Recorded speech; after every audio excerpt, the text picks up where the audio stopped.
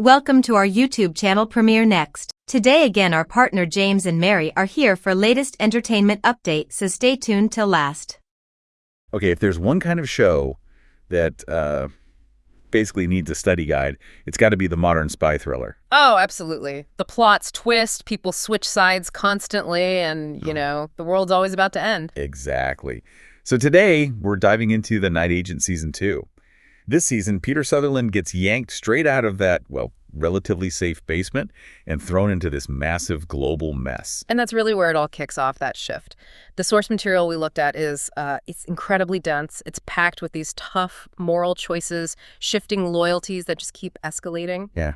So our goal today is basically to untangle that complexity for you.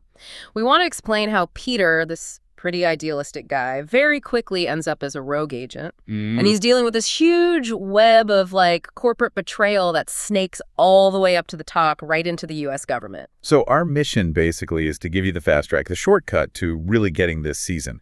We're going to map out Peter's pretty dramatic and rough change in status. Yeah, brutal is a good word for it. And introduce the key players he has to deal with, these really morally gray characters.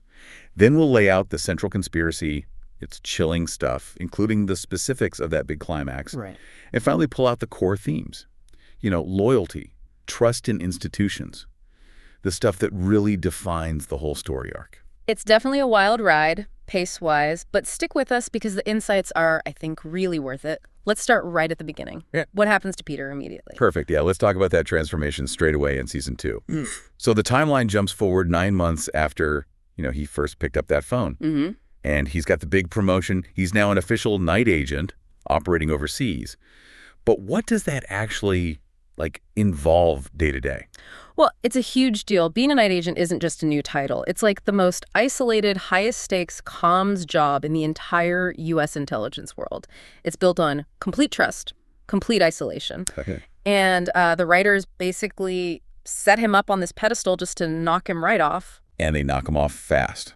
Our sources say his very first mission abroad, in Thailand, it goes horribly wrong. Yeah. We're talking people die, critical U.S. secrets get leaked. Yeah. So wait, he goes from being this, hero who saved the president to suddenly being hunted by his own agency. All in the first episode. That's brutal. It sets the tone instantly, that Bangkok disaster. It gets him labeled unreliable, maybe even disloyal, and boom, he's hunted by the very people he works for. He has no choice but to go AWOL. AWOL, okay. And we really need to stress what that means. Going AWOL isn't just disappearing. It means he's ditching his institutional protection. More importantly, he's publicly shattered that absolute trust the system placed in him. What's really interesting there is how the whole story flips. Season 2 makes it clear. Peter's not fighting for the system anymore. He's basically a rogue agent. He's forced to question everything, the institutions he believed in. His main problem isn't finding the bad guys out there. It's finding the corruption inside the good guys. That completely changes his path, right? Yeah, totally. And that internal fight, that questioning, is why the expanded cast becomes so important. The complexity, the richness of the season really comes from all these characters with their own conflicting agendas and loyalties. Right. Speaking of those shifting loyalties, let's get into that web of alliances. This ensemble cast, you could argue, is the season's biggest strength because it hammers home that theme. Trust is just so fragile in this world. Definitely. Take Catherine Weaver, Peter's new handler. The sources paint her as super smart, calculating. She treats Peter like, a protege 1 minute and a tool the next. She perfectly embodies why trusting the system is so damn hard. Weaver's loyal, sure, but to the mission, not necessarily to Peter's well-being or his conscience. Okay. She brings that necessary institutional perspective, She's willing to make those murky, morally gray calls if they serve the bigger, pragmatic objective. But doesn't that make her potentially more dangerous than the obvious villains? If she's only loyal to the mission and her definition of that mission can change. That's a really sharp point. Her kind of cold pragmatism means Peter is operating with absolutely zero safety net. Then there's Alice, another agent. Ah, yes, Alice. She's a great example of that internal friction within the agency. Sometimes she's Peter's partner. Sometimes she feels like his rival, always pushing back based on protocol, challenging his moves.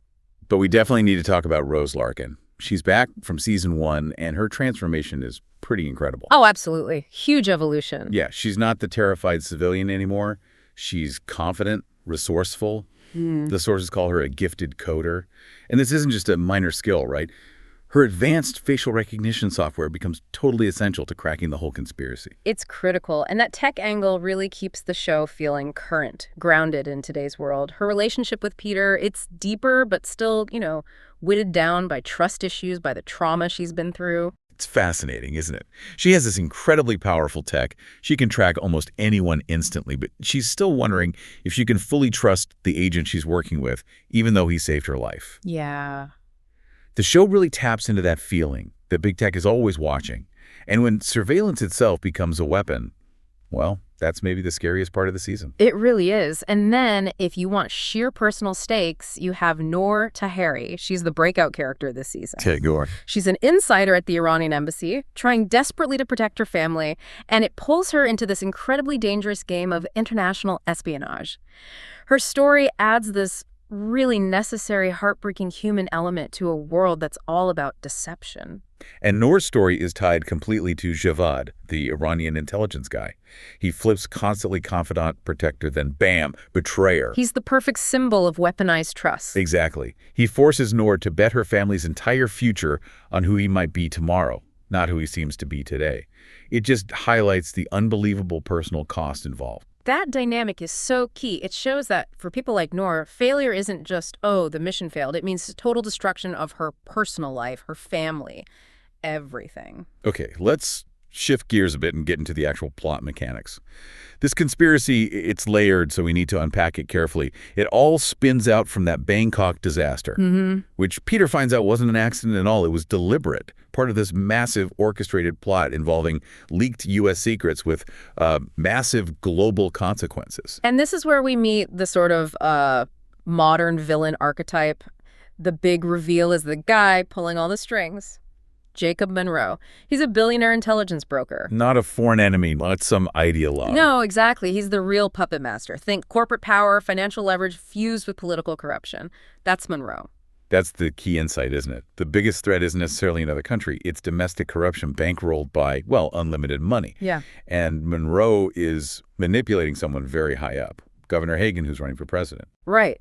The sources suggest Monroe's using money, influence, policy manipulation, all to gain power and, crucially, to profit from global chaos. So when Peter figures out Monroe was behind Bangkok and that this guy might literally control the next president, the mission changes completely. It's not just about saving secrets anymore. No, it's about saving the basic structure of democracy itself. The stakes just skyrocket. And it all comes to a head in this huge, spectacular climax set in New York City. Monroe's network plans this devastating KX chemical attack. The goal: destabilize global politics right before the election. And we should probably clarify, this KX chemical isn't just some generic movie poison. The sources describe it as highly sophisticated, hard to trace, like a volatile nerve agent designed specifically for mass political disruption. Right, requires specialized ways to handle it, which explains the big response we see. A wax sack. And the targets are chosen for maximum chaos. The main target is the UN building. Imagine the international panic that would cause. But, they have a backup plan, too. There's a secondary attack plan for the Windfield Hotel. It creates this incredibly tense, high-pressure scenario. Yeah. But the resolution, thankfully, sees Peter, Rose, Noor, and even Catherine Weaver, this whole fractured team they managed to pull together. Against the odds. Totally. They neutralize the threat, take down the key players, stop the next agent, and they save Noor.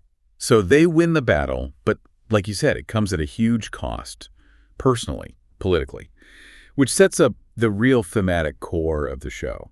So let's pivot now from the plot stuff to the engine driving it all. What are those aha moments for the audience watching this? Well, Peter's internal struggle is really the anchor. He starts as this idealistic rookie, right? But he evolves into this hardened, deeply skeptical operative.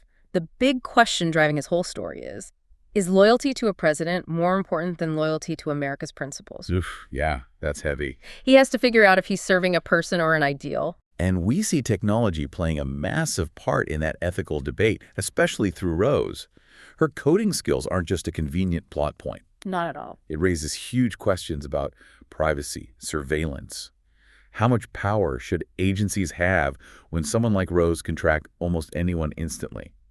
And then those same tools get weaponized by villains like Monroe. And if you connect that to the bigger picture, look at Noor's story. it highlights the brutal personal cost of this work. Her choices constantly endanger her family. It shows you the human collateral damage that gets lost when we just talk about state secrets. Yeah, it grounds it. It reminds you that for so many people caught up in this, failure means absolute personal ruin. Okay, so if we boil down the themes, Season 2 is really digging into government trust versus personal morality, the dark side of corporate surveillance tech, and just how incredibly hard it is to keep personal relationships alive when you're living under constant suspicion. Absolutely. And that's exactly why the setup for Season 3 feels so significant. The finale leaves so many of these messy, morally complex threads hanging. That victory, it feels almost insignificant compared to the corruption still standing. It really does. The win was temporary because Monroe's network, even though it's been exposed, it runs deep. Peter's new mission isn't just mopping up. It's a direct order to infiltrate and take down this entrenched corporate and political machine. And the biggest, most chilling shift in the stakes, Hagen. Despite everything coming out about Monroe's manipulation, Hagen still becomes president. Wow. The threat is now literally in the Oval Office, a compromised president. That threatens the stability of the entire country. So the challenge for Season 3 is just exponentially bigger, and it's deeply domestic. And Catherine Weaver, she's now central to Night Action, promoted, more powerful.